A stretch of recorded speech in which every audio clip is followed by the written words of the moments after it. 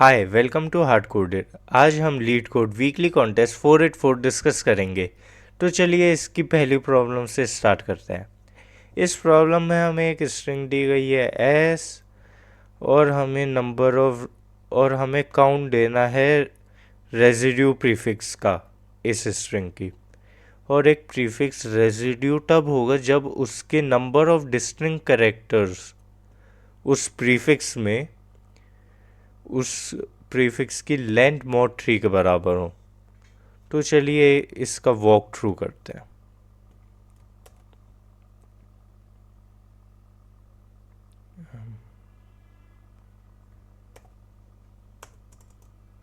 ए B सी।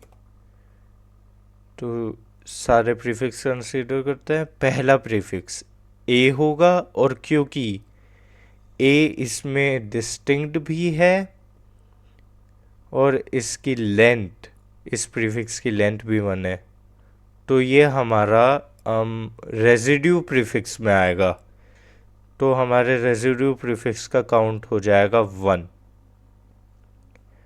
और अब हमारा प्रीफिक्स होगा ए बी और क्योंकि बी भी डिस्टिंक्ट है तो डिस्टिंक्ट एलिमेंट्स का काउंट 2, लेंथ भी 2 थी, तो हमारा रेजिड्यू प्रीफिक्स का काउंट 1 से 2 हो जाएगा। और अब प्रीफिक्स हो जाएगा ए बी सी। तो तो लेंथ हो जाएगी प्रीफिक्स की 3 और 3 mod 3 हमारा 0 हो जाएगा, जिस वजह से हाँ और ये 0 हो जाएगा। और इसमें डिस्टिंक्ट एलिमेंट्स 3 हैं अभी भी, तो डिस्टिंक्ट एलिमेंट्स 3 और लेंथ मोड 3 0 हो गया, जिस वजह से ये हमारा रेजिड्यू नहीं होगा और आंसर 2 ही रहेगा। तो चलिए इसे कोड करते हैं। तो क्योंकि मेरे को डिस्टिंक्ट कैरेक्टर्स रखना है तो मेरे को इसके लिए एक डिक्शनरी टाइप का यूज़ करना पड़ेगा। तो डी इज इक्वल्स टू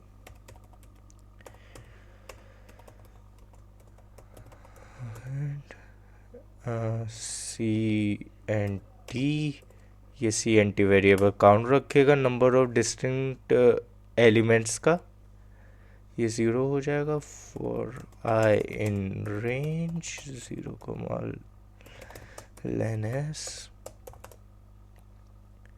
ना वो D at S at I plus equals 1।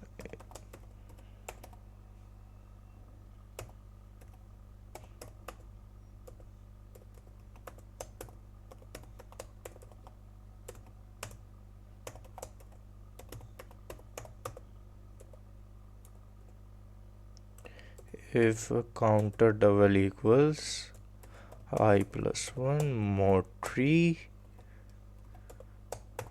तो answer should be increase. Answer initially 0 होगा और रिटर्न हो जाएगा वो आंसर खत्म। रन करते हैं। ठीक है, रन हो गया, सबमिट करते हैं।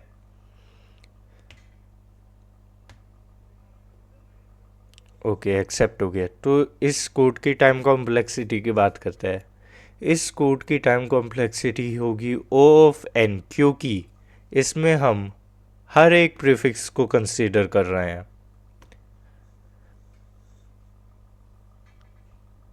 हम चलिए दूसरी प्रॉब्लम पे चलते हैं कॉन्टेस्ट की। तो इस प्रॉब्लम में हमें एक एरे दिया हुआ है नम्स और हमें इसके नंबर ऑफ सेंटर सब एरे देने हैं। और सेंटर सब एरे वो सब एरे होगा जिसके एलिमेंट्स का सम उसमें आने वाले एटलीस्ट 1 एलिमेंट से मिलता हो। चलिए इस प्रॉब्लम का भी वॉक थ्रू करते हैं।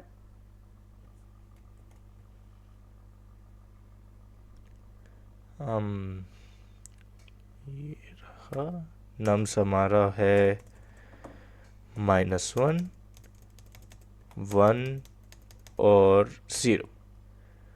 तो अगर हम इस सब एरे को कंसीडर करते हैं तो इसका सम है 0, और क्योंकि इस सब एरे में 0 प्रेजेंट है तो ये हमारा अम, तो ये हमारा रेजिड्यू सब एरे नहीं, तो ये हमारा सेंटर सब एरे बन जाएगा, सेंटर सब एरे बन जाएगा।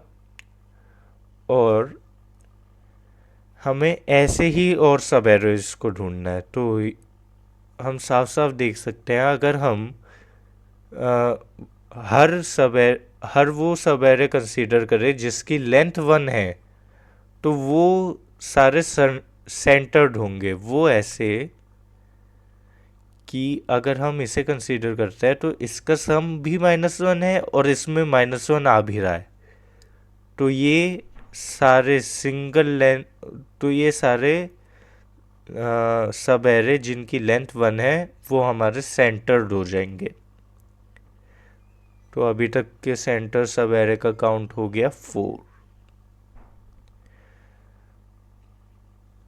हम यहाँ पे 2 और सब एरे बच रहे हैं, जो है ये वाला सब एरे। इस सब एरे का सम है 1,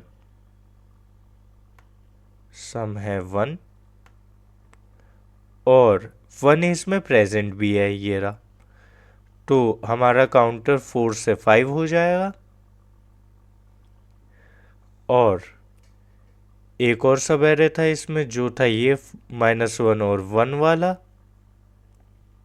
अब इस सब एरे का सम तो 0 है, लेकिन इस सब एरे में माइनस लेकिन इस सब एरे में 0 नहीं आता, 0 नहीं आता। तो ये हमारा सेंटर सब एरे नहीं होगा, जिस वजह से आंसर 5 रहेगा।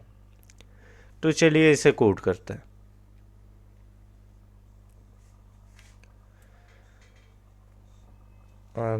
क्योंकि इसमें नम्स की लेंथ 500 है, तो मैं इसके सारे सब एरे को कंसीडर करूंगा। तो सब एरे को पहले तो आंसर 0 कर देता हूँ। फॉर आई इन रेंज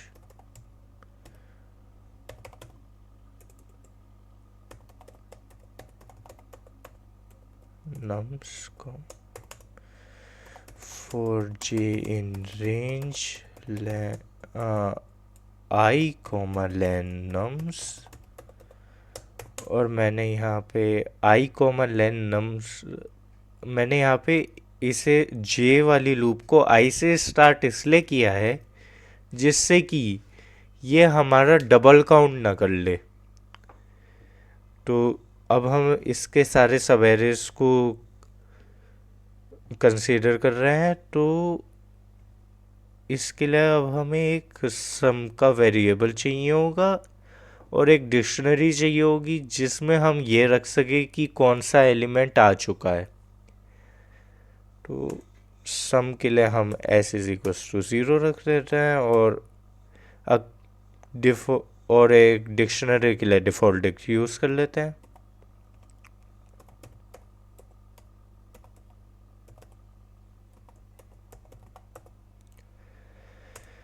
अब d at num set j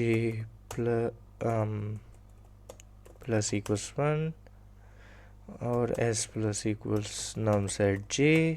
now if d at s greater than 0, answer plus equals 1, return a answer। चलिए इसे रन करके देखते हैं। ठीक है, रन हो रहा है, सबमिट करते हैं।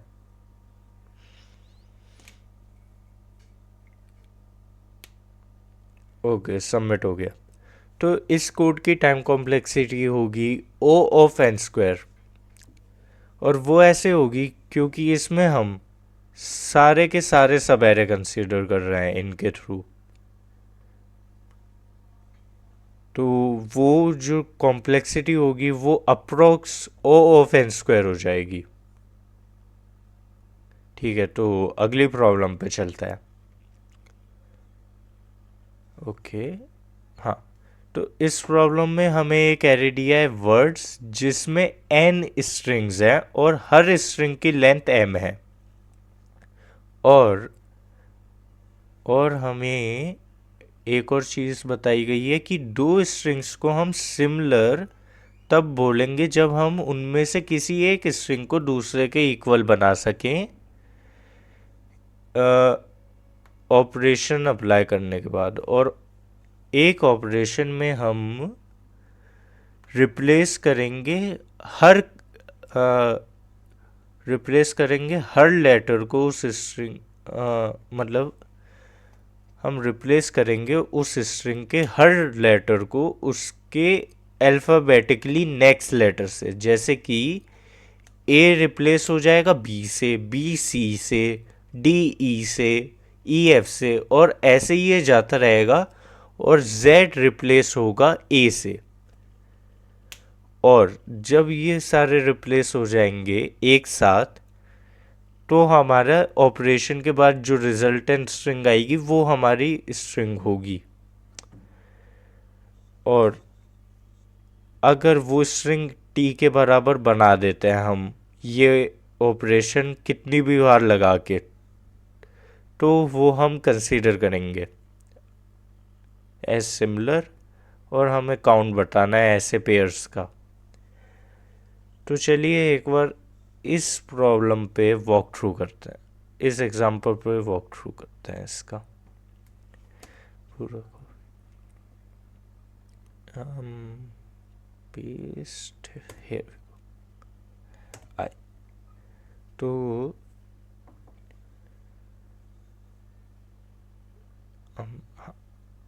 ओके, तो जैसा इन्होंने यहाँ पे कहा हुआ है कि आई जे से छोटा होना चाहिए, ये इम्पोर्टेंट कंडीशन है। तो I should be less than J. ठीक है, तो क्योंकि इसके लिए कोई ऐसा जे नहीं है जो इसके बाद आ रहा हो, तो ये तो आई होगा नहीं, यानी कि सिर्फ यही आई हो सकता है। तो अगर हम इसे आई मानते हैं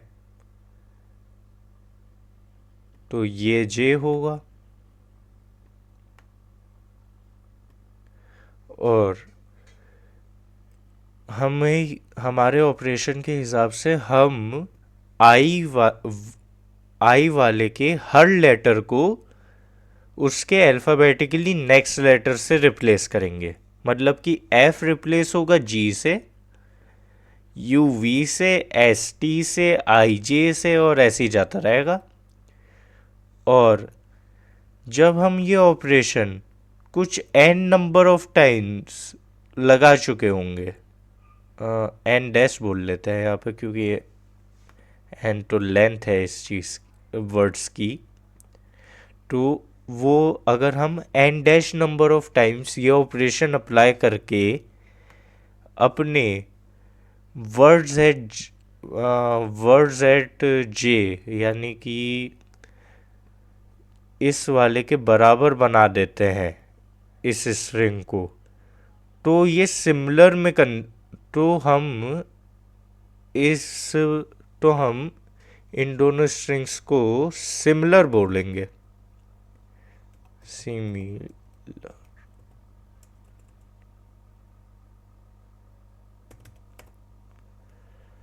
तो हम इन दोनों स्ट्रिंग्स को सिमिलर बोलेंगे, जैसा कि आप देख सकते हैं इन्होंने यहाँ पे कहा हुआ है is similar, this both are similar.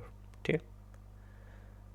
और ऐसा नहीं है कि हम जे को आई में कन्वर्ट नहीं कर सकते इससे, या आई को ही जे में कन्वर्ट करना है हमेशा। ये तो मैंने बस आसानी के लिए ऐसा कहा था कि आई को जे में कन्वर्ट करेंगे। तो चलिए इस प्रॉब्लम का कोड लिखते हैं। लेकिन उससे पहले हम इसके लिए कुछ ऑब्जर्वेशन देख लेते हैं जिससे हमारा कोड थोड़ा तेज चल पाए। तो पहली ऑब्जर्वेशन ये है कि हम ये चाहे जितना भी बढ़ा लें, इन इसका, और सपोज हम मान लेते हैं ये वाली स्ट्रिंग, इसका, इनके हर कॉरस्पॉन्डिंग लेटर्स का जो एब्सोल्यूट डिफरेंस है वो कांस्टेंट होगा। मतलब कि अगर मैं मान लीजिए मैं इस स्ट्रिंग को, फ्यूजन जो स्ट्रिंग है इसे मैं एस मान रहा हूँ अभी के लिए, और इस वाले स्ट्रिंग को मैं टी मान रहा हूँ, तो हम तो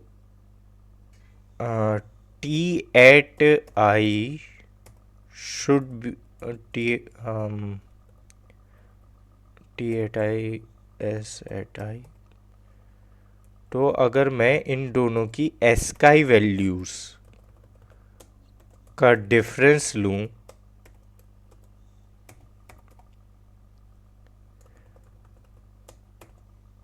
अगर मैं इन दोनों की एस्काई वैल्यूज का डिफरेंस लूं तो वो हर आई के लिए कांस्टेंट आएगा। जैसे कि हम यहाँ पे देख सकते हैं एफ और जे में, एफ और जे में 4 का डिफरेंस है, यू और वाई में 4 का डिफरेंस है, आई आई और एम में भी 4 का है, ऐसे ही सब में 4 4 का डिफरेंस है। तो इससे हमारी ऑब्जर्वेशन ये बनती है कि हमारे जो एस है और जो हम दू, दूसरा वेरिएबल, दूसरी स्ट्रिंग मान रहे हैं, अभी के लिए इसे के मान लेते हैं चलिए। तो जो हमारे एस है और के है, अगर इन दोनों के कॉरस्पॉन्डिंग करेक्टर्स के एस्काई वैल्यू का एब्सोल्यूट डिफरेंस कांस्टेंट आता है, मतलब कि इस चीज़ का डिफरेंस, इस चीज़ का एब्सोल्यूट डिफरेंस, एब्सोल्यूट डिफरेंस इस चीज़ का अगर कांस्टेंट आ जाता है, तो ये गारंटी के साथ कह सकते हैं कि के एस में कन्वर्ट हो सकता है, या फिर हम ये कह सकते हैं कि एस को हम के में कन्वर्ट कर सकते हैं। और अब इस ऑब्जर्वेशन को ध्यान में रखते हुए हम अपना कोड लिखते हैं।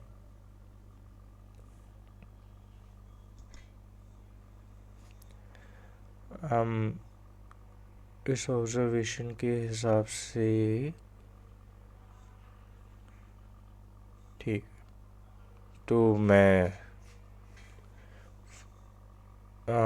उल्टा स्टार्ट करते हैं। Answer initially 0 for j in for I in range len nums, okay words है वो, इसे w कर लेते हैं, लिखना आसान हो जाएगा। len w -1, -1, -1, okay. और अब हम यहाँ पे एक डिक्शनरी ले लेते हैं, वो पुरानी डिक्शनरी डी,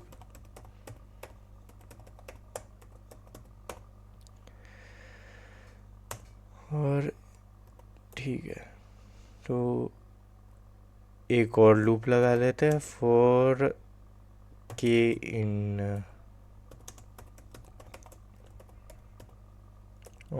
26, 1। और ये लूप लगाने का मतलब ये है कि मैं ये कह रहा हूँ कि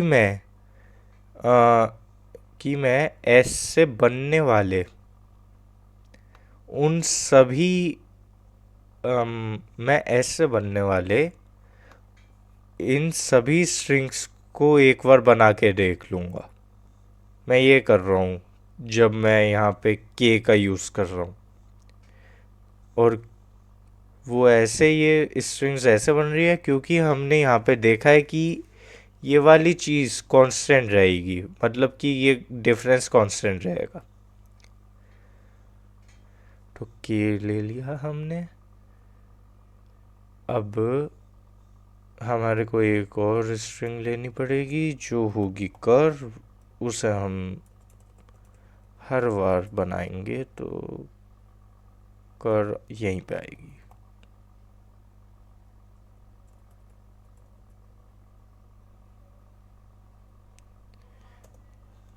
कर इक्वल 0 नहीं स्ट्रिंग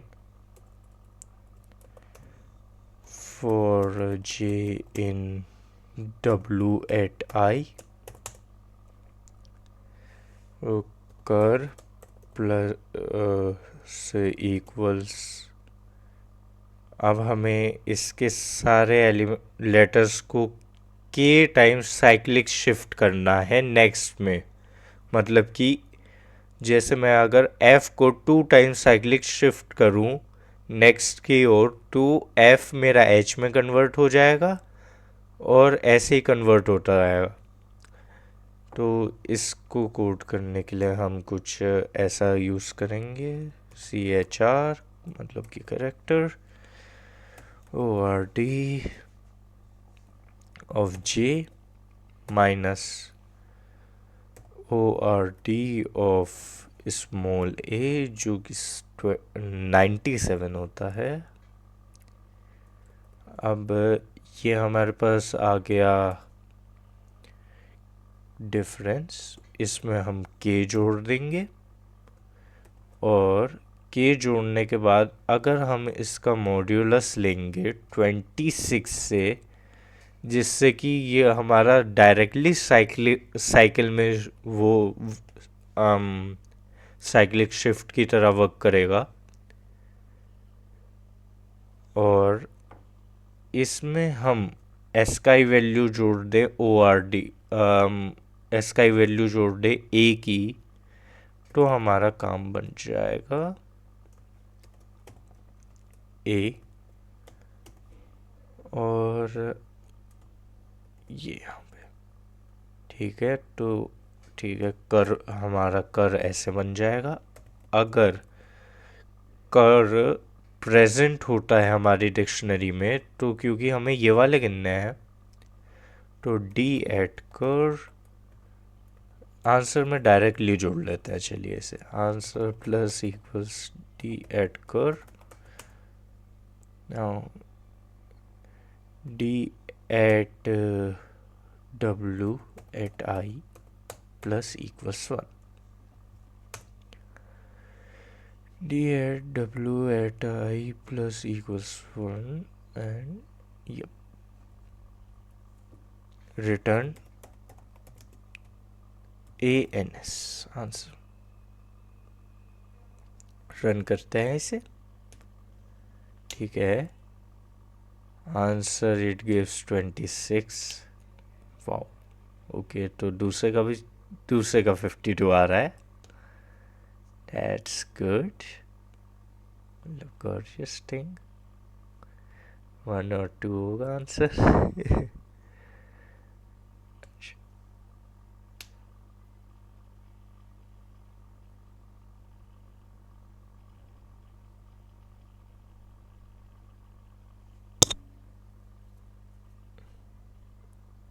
और हमें डी एट आई यहाँ पे चेंज नहीं, यहाँ पे चेंज करना है। तो अब अगर हम ये करेंगे तो ये हाँ, अब ये रन हो रहा है। तो चलिए इसे सबमिट करते हैं।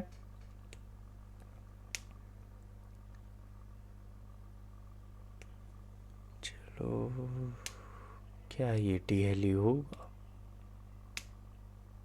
ओके, एक्सेप्ट हो गया, लेकिन पूरी कगार पे एक्सेप्ट हुआ है। खैर, तो इस कोड की टाइम कॉम्प्लेक्सिटी होगी I into 20 n into 26 into m which is 26 mn। तो 26 mn, और क्योंकि हमारे m और n का प्रोडक्ट 10⁵ से ज़्यादा नहीं हो सकता, तो 26 इंटू 10⁵ अगर हम करते भी है तो भी हमारा काम बन जाएगा। तो चलिए अब हम इसकी चौथी प्रॉब्लम पे चलते हैं। तो जैसा कि आप देख सकते हैं इस प्रॉब्लम में हमें एक एरे दिया हुआ है नम्स और दो इंटीजर दिए हुए हैं k और m, और हमें एटमॉस k ऑपरेशन अप्लाई करने हैं, और एक ऑपरेशन में हम ith एलिमेंट को इंक्रीज कर सकते हैं बाय 1, और हमें मैक्सिमम पॉसिबल बिटवाइज एंड देना है ऐसे सबसेट का जिसका साइज m हो। तो चलिए इस प्रॉब्लम का वॉक थ्रू करते हैं। कॉपी दिस थिंग हियर, इधर करते हैं।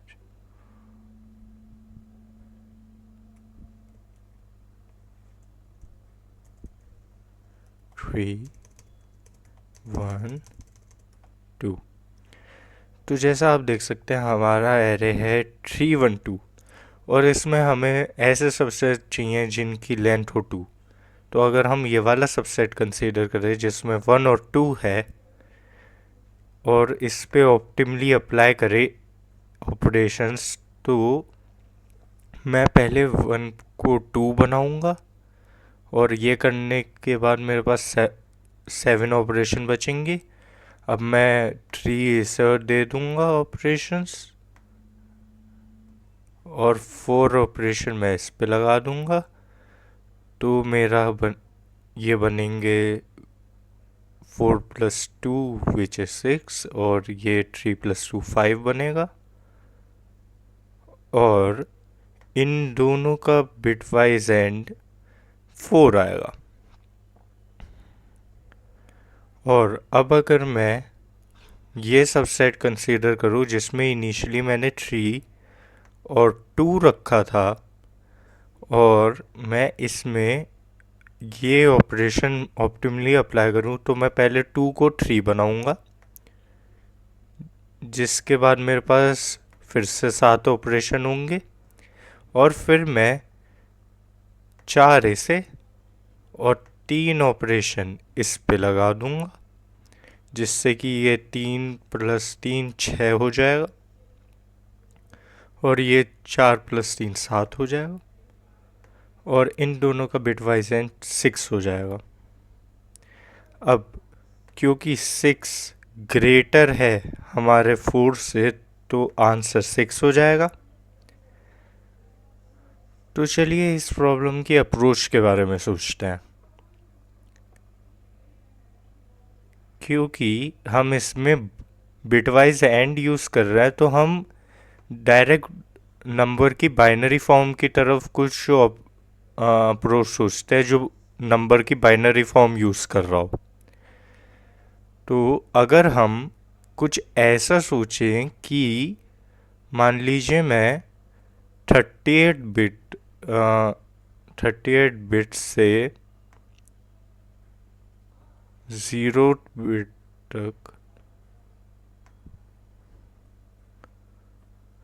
मान लीजिए मैं 38 बिट से 0 बिट तक ट्रैवल कर रहा हूँ, मतलब कि 2⁻30 से 2⁻0 तक मैं सारे जो बिट्स आएंगी उन सबको कंसीडर करूं, और ये मानते हुए चलूं कि हाँ, मैं अगर ith बिट को ओपन कर दूं इन m एलिमेंट्स में, जो भी एलिमेंट्स हैं उनमें से किन्हीं m में मैं अगर ith बिट को ओपन कर दूं, तो फिर मैं ये सोचूंगा कि वो मेरे पोटेंशियल आंसर हो सकते हैं, मतलब कि वो मेरे फाइनल सबसेट जिससे मेरे को आंसर मिलेगा उसका पार्ट होंगे।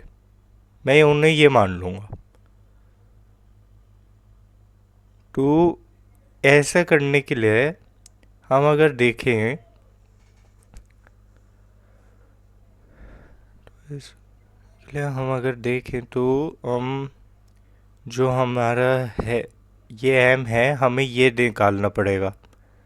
अब ये पक्का करने के लिए कि वो एलिमेंट्स, जितने भी हम एलिमेंट्स ले रहे हैं उनमें हम ith बिट ओपन कर सकते हैं, हमें ये निकालना होगा कि वो ith बिट ओपन करने के लिए एक पर्टिकुलर एलिमेंट में मेरे को कितने ऑपरेशन लगेंगे। मतलब कि जैसे मान लीजिए हमारे पास है 3, उसकी बाइनरी रिप्रेजेंटेशन ये होगी, और मान लीजिए मेरे को उसकी फोर्थ बिट को ऑन करना है। तो फोर्थ बिट के लिए पहले ये थर्ड बिट होगी और ये रही फोर्थ। ठीक है, तो मान लीजिए मेरे को इसे ओपन करना है, तो उसमें मेरे को एक्स ऑपरेशन लगेंगे और वो होंगे 1, वो होगा 5।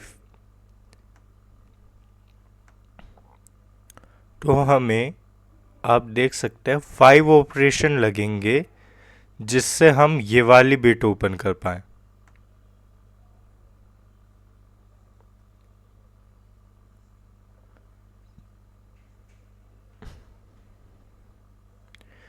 तो ये बिट ओपन करने के लिए हमें 5 ऑपरेशन लग रहे हैं।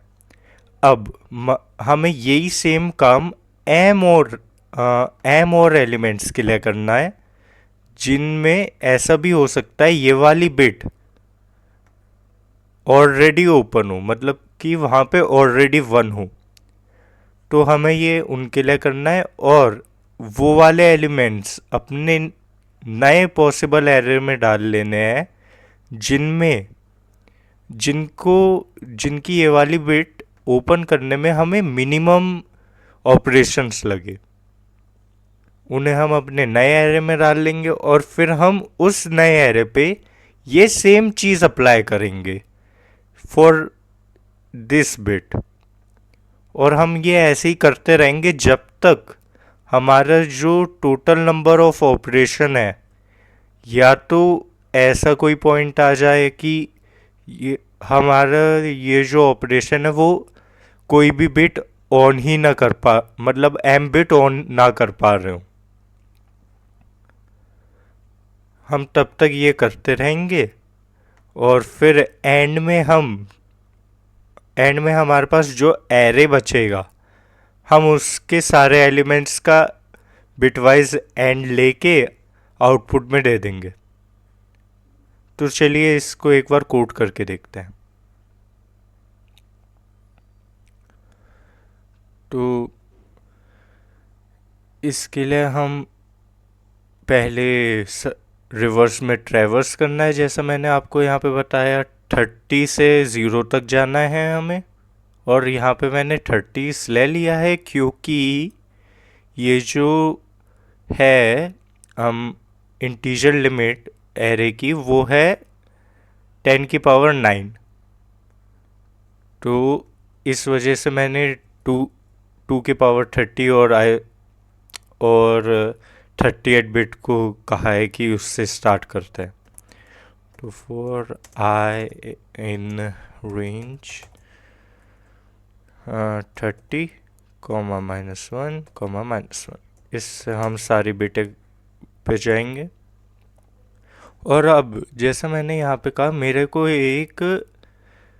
को ये स्टोर करना होगा कि मेरे को ith बिट ओपन करने के लिए कितने ऑपरेशन लगेंगे करंट एलिमेंट में।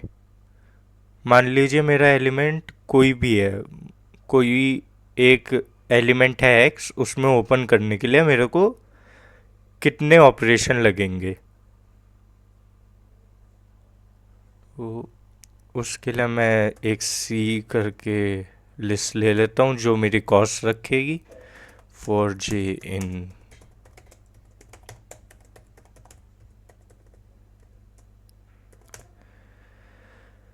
अच्छा, अब हम ये चेक करेंगे कि पहले उसमें वो वाली बिट जो है क्या वो ऑलरेडी ऑन है। अगर वो ऑलरेडी ऑन हुई तो हमारे कॉस्ट ज़ीरो हो जाएगी उस वाले एलिमेंट के लिए। ये चेक कर लेते हैं। तो इफ़ हम num set j and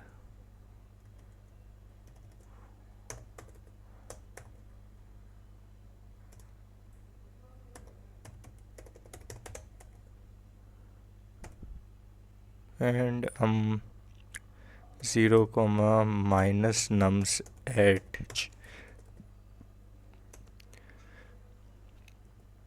मैं यहाँ पे माइनस जो ले रहा हूँ उसका इफ़ेक्ट आपको बाद में पता चलेगा, तो वो मैं वहीं पे बताऊँगा। अब हमें कॉस्ट कैलकुलेट करनी है कि मेरे को ith बिट ओपन करने के लिए मिनिमम नंबर ऑफ ऑपरेशन कितने ऑपरेशन लगेंगे। मतलब कि मेरे को ये वाली बिट ओपन करने के लिए इस वाले में मिनिमम ऑपरेशन कितने लगे थे, जो कि हम देख सकते हैं वो 5 था। तो हमें ये निकालने हैं। तो cost is equals to ith bit, इसे ब्रैकेट में ले लेते हैं, minus nums at j and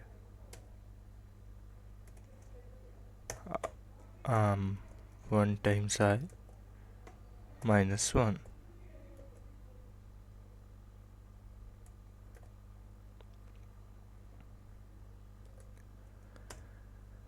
और ये हमारी कॉस्ट हो जाएगी। अब साफ सी बात है, हम इसे डायरेक्ट अपेंड कर लेंगे। C dot append C O cost comma minus cost minus num set J. और अब हम इस चीज़ को सॉर्ट कर देंगे। खैर, तो मैंने ये कॉस्ट यहाँ पे ऐसे क्यों निकाली मैं ये बताता हूँ। मान लीजिए हमारा नंबर है कुछ ऐसा 1 0 1 0 0। मान लीजिए ये हमारे नंबर की बाइनरी रिप्रेजेंटेशन है और मेरे को ये वाली बिट ये वाली बिट ऑन करनी है। तो इसके लिए मेरे को ये फ़र्क नहीं पड़ने वाला कि इसके आगे कितनी बिट ओपन है। मेरे को बस इतना जानना है कि इसके पीछे जितनी बिट है मेरे को वो निकालना है। मतलब कि ये अगर i है तो मेरे को i माइनस 1 से स्टार्ट होने वाली जो रिप्रेजेंटेशन है बाइनरी की, वो कौन सा नंबर दिखा रही है ये पता करना है। जैसे कि ये वाली 4 रिप्रेजेंट कर रही है बाइनरी में, ये वाला पार्ट बाइनरी में 4 रिप्रेजेंट कर रहा है और मेरे को ये वाली बिट ओपन करनी है। तो इसे ओपन करने के लिए मेरे को, क्योंकि इस बिट की वैल्यू होगी 8, तो मेरे को ये करना होगा 8 माइनस 4, जिससे कि मेरा 4 आएगा आंसर इसका। अब ये कैसे पता लगा है कि यहाँ की जो बिट है वो क्या है, इसके लिए मैंने यूज़ किया है 1 लेफ्ट शिफ्ट I -1। मैंने इस चीज़ का एंड लिया है अपने नंबर से, इस चीज़ का एंड बिटवाइज एंड लिया है अपने पूरे एलिमेंट से। तो एलिमेंट का नाम अभी के लिए हम z मान लेते हैं, तो z से लिया है।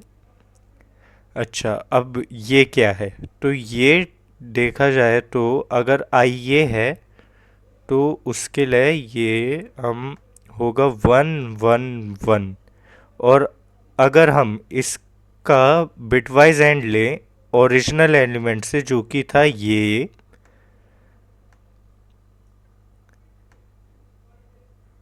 तो आप देख सकते हैं जब मैं इसका बिटवाइज एंड लूँगा हम तो मेरे पास बचेगा 1 0 0, जो कि मेरे को चाहिए था ये माइनस करने में। तो वो बचेगा और काम हो जाएगा।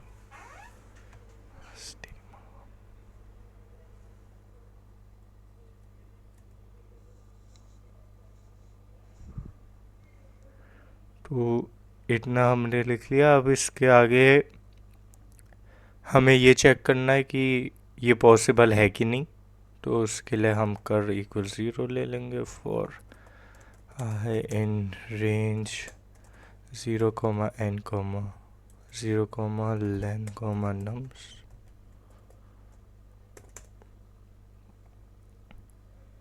इसे आई कर देते हैं क्योंकि वो रिपोर्ट ना हो जाए। इसे कॉस्ट कर लेते हैं पहली बात।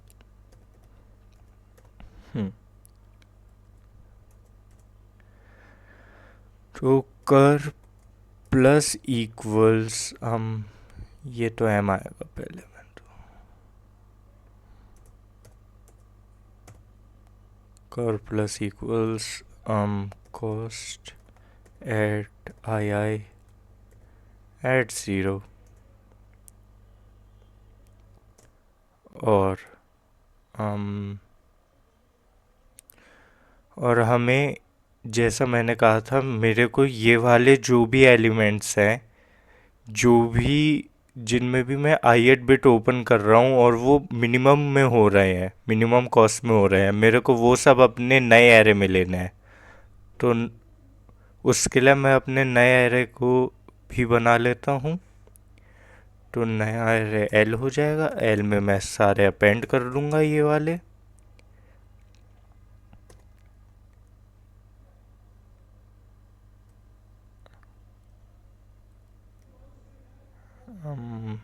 ये अपेंड होगा एब्सोल्यूट वैल्यू कॉस्ट। एक सेकेंड, कॉस्ट तो कुछ और था। हाँ ये सी होगा, कॉस्ट नहीं, सी सी आई और 1। ये एब्सोल्यूट वैल्यू हम ले लेंगे। और यहाँ पे जो ये सॉर्ट है वो मेरे को एक कॉस्ट के लिए, जैसे मान लीजिए मेरे को कोई कॉस्ट लग रही है आई एट बिट को ओपन करने में 2, और मेरे पास ऐसे n नंबर्स हैं, तो ये उन नंबर्स को सॉर्ट कर देगा डिक्रीजिंग ऑर्डर में, जिससे कि मेरे पास अगर मैं देखूं तो सबसे पहले सबसे बड़ी वैल्यू आएगी जो कि मेरी को ग्रीडी अप्रोच के हिसाब से चाहिए भी। तो चेक कर लेते हैं। If cur less than equals to k minus equals cur and nums is equals to L,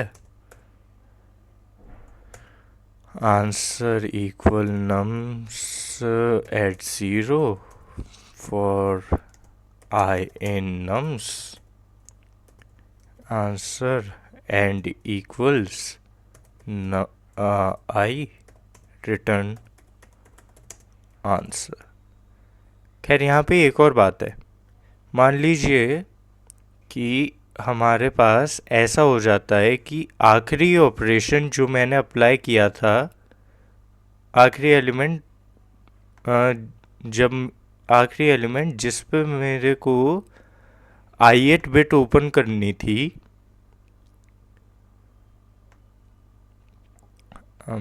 एक मिनट, आखिरी एलिमेंट जिस पे मेरे को आई एट बिट ओपन की है मैंने, वो मान लीजिए 2 ऑपरेशन में हुई है। और अब मेरे पास m एलिमेंट्स पूरे हो चुके हैं, लेकिन अभी ऐसे एलिमेंट्स अभी ऐसे और एलिमेंट बच रहे हैं कॉस्ट अपने सी लिस्ट में, जिनकी भी कॉस्ट 2 है, और वो भी जिनमें आई एट बिट ओपन करने पे हमारे को 2 ऑपरेशन ही लग रहे हैं, वो अभी भी हैं। तो मेरे को वो भी अपने एरे में इंक्लूड करने पड़ेंगे। तो चलिए उन्हें भी इंक्लूड कर लेते हैं। For I in range M comma len cost len C हो जाएगा ये।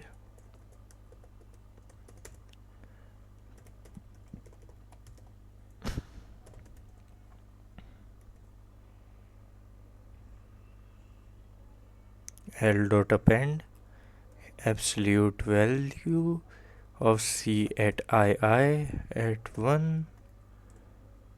और ये हमें करनी है if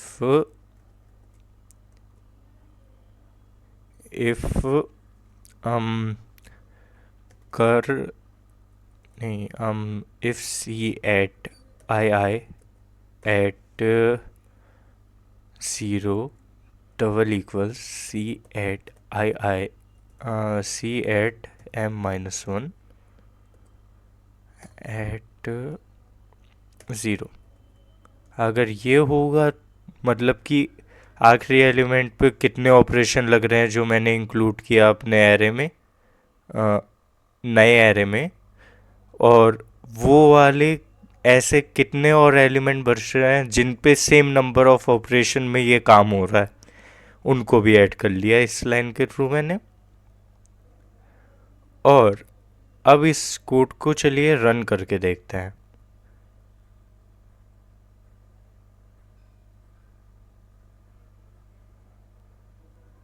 ओके, ये कुछ में चल रहा है कुछ में नहीं चल रहा है। चलिए देखते हैं ऐसा क्यों हो रहा है।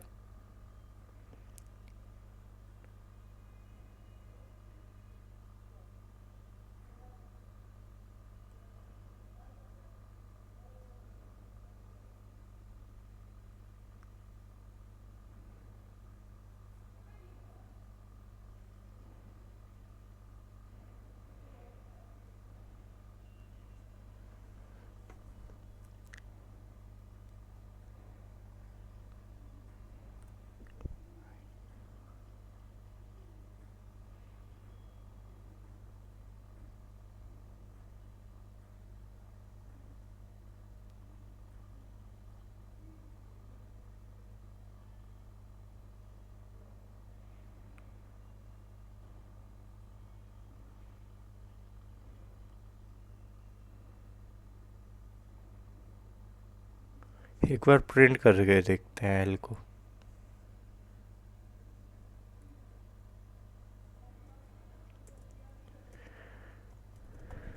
Print L run.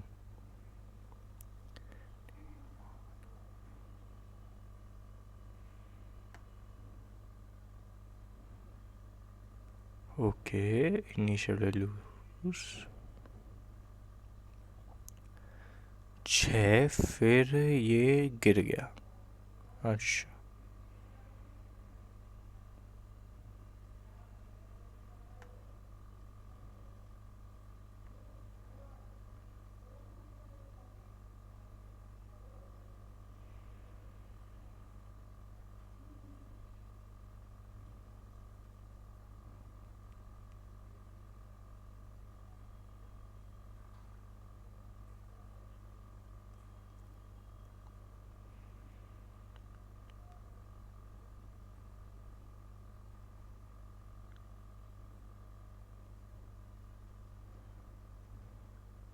अरे मैंने यहाँ पे नम्स डॉट शॉर्ट लिखा हुआ है, यहाँ पे सी डॉट शॉर्ट होता है।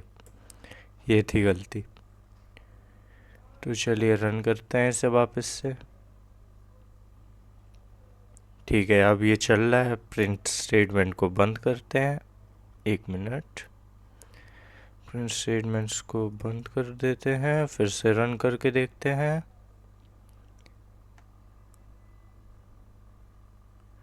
ठीक है, आउटपुट सब सही चल रहा है, सबमिट करते हैं इसे।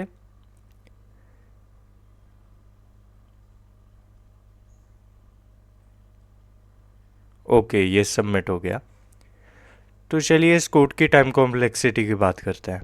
इस कोड की टाइम कॉम्प्लेक्सिटी होगी O of N log N into 30, क्योंकि हम ये वाली लूप 30 टाइम्स चला रहे हैं, और ये जो है इसकी टाइम कॉम्प्लेक्सिटी वर्स्ट केस में हर बार एन लॉग एन आ जाएगी, जिस वजह से ये 30 एन लॉग एन हो जाएगा। लेकिन क्योंकि हमारा जो ये लेंथ है वो 5 × 10⁴ है, तो ये काम कर जाएगा।